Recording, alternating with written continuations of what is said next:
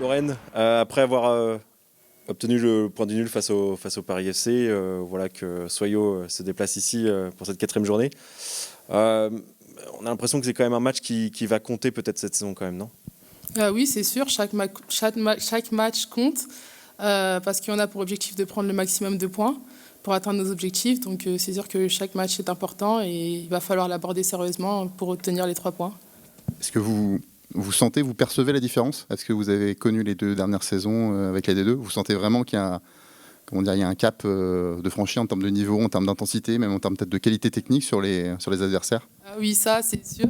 Il y a vraiment un cap, il y a vraiment une différence entre la division 2 et la division 1. Les joueurs sont plus athlétiques, beaucoup plus techniques.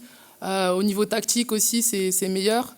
Les joueuses tiennent les matchs à haute intensité, donc c'est 90 minutes à fond. On l'a bien vu comme sur les dernières rencontres où on marque un but et tout de suite derrière, si on est encore dans la célébration du but, on encaisse un but juste derrière. Donc c'est à nous d'apprendre et de ne pas reproduire les mêmes erreurs.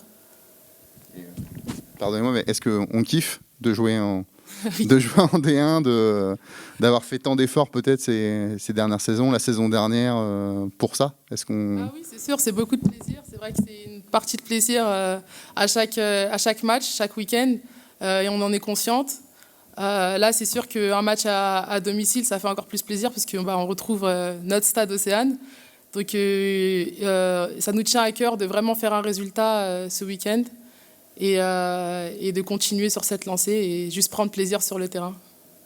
Lorraine, tu parles tout à l'heure de ce but marqué et aussitôt après un but encaissé. C'est arrivé, tu l'as vu depuis les tribunes contre Fleury. Tu étais sur le terrain contre Paris quand c'est arrivé. Est-ce que tu penses que voilà, cette fois, vous aurez assez de maturité si l'occasion se représente pour mieux gérer cette situation?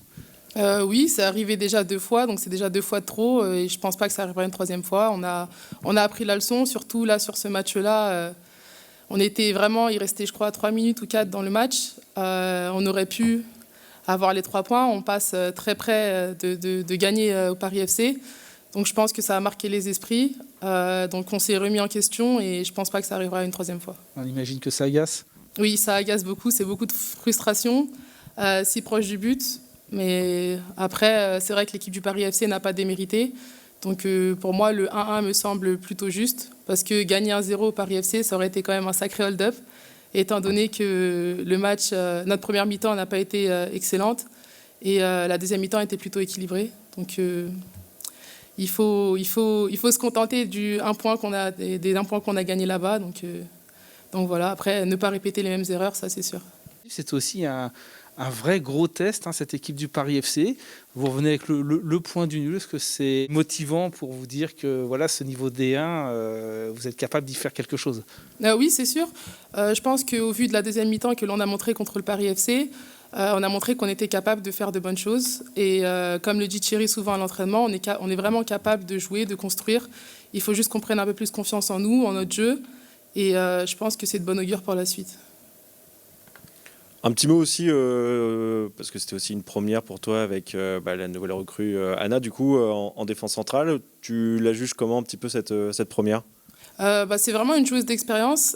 C'est vrai qu'on a beaucoup communiqué pour essayer de résoudre quelques soucis qu'on a rencontrés pendant la rencontre. Mais on peut voir vraiment qu'elle a de l'expérience. Après, c'est une joueuse qui a l'habitude de jouer à titre international.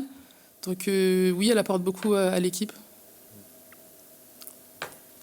Et pour revenir un petit peu sur ton cas un peu plus peut-être personnel, on a l'impression que tu vas peut-être prendre encore un peu plus de responsabilité dans cette défense avec l'absence de Jess, forcément en charnière notamment. Comment tu vois un petit peu ton rôle dans cette saison en D1 qui plus est? Mon rôle, je pense ça va passer aussi par énormément de communication, parce que c'est vrai que sur les 3 derniers matchs, la ligne défensive n'a jamais été la même. Donc il faut savoir s'adapter. Après, déjà, j'ai l'habitude de jouer avec elle, comme j'ai joué avec elle la saison passée. Ça se passe aussi très très bien avec Santana. Et Anna qui vient d'arriver, ce sera à nous de communiquer et de faire en sorte qu'on prenne pas de but cette saison.